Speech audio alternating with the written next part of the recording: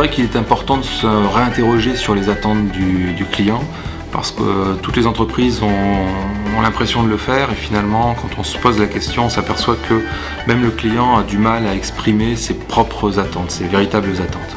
Et moi dans mon métier, en tant que chauffagiste, je rencontre effectivement des clients qui me demandent une chaudière. Est-ce que vous pouvez me vendre une chaudière, m'installer une chaudière? Et finalement, je m'amuse souvent en plaisantant, en leur demandant de quelle couleur ils veulent leur chaudière. Et finalement, voilà, ça les interpelle, ils se demandent pourquoi. Moi, évidemment, je leur dis, je sais pas, vous voulez peut-être une chaudière parce que vous faites collection, vous voulez mettre ça dans votre salon, ça fait joli. Et finalement, les gens se disent, mais non, moi je veux une chaudière pour me chauffer. Ah, mais je dis voilà, vous venez d'exprimer votre véritable attente qui est de vous chauffer, peut-être de faire des économies d'énergie, etc. Mais je leur dis, si vous me demandez une chaudière, moi, je suis capable de vous en vendre une, mais finalement, peut-être que j'ai certainement d'autres produits qui correspondraient encore mieux à vos attentes.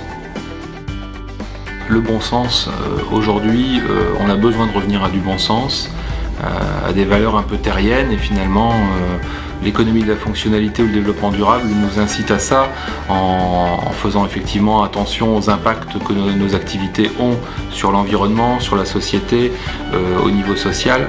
Et je pense que on a tous intérêt effectivement à retravailler sur ces valeurs, dans la mesure où aujourd'hui on est dans un système économique qui est compliqué, on est dans une crise durable, donc pour moi j'appelle plus ça une crise, j'appelle ça des mutations profondes, et que si on ne fait pas évoluer nos systèmes d'entreprise, c'est un très gros risque c'est un risque vital pour l'entreprise.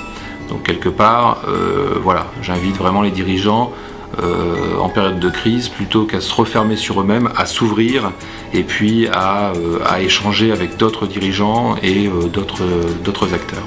Le développement durable, c'est une sorte de filtre qui nous permet de prendre de meilleures décisions, et finalement on se dit qu'on n'arrive pas à mettre le développement durable au cœur de la création de valeur de l'entreprise, donc du modèle d'entreprise.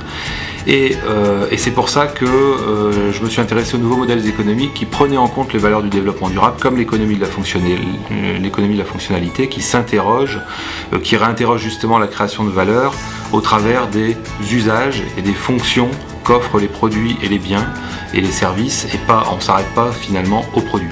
De monter des projets qui soient gagnant-gagnant, de développer des nouveaux modèles économiques qui vont pouvoir, qui donnent de l'espoir et de l'enthousiasme pour l'avenir, car construits sur des valeurs humaines. Ça me fait vraiment avancer, et effectivement ça donne du sens à ce que je fais au quotidien.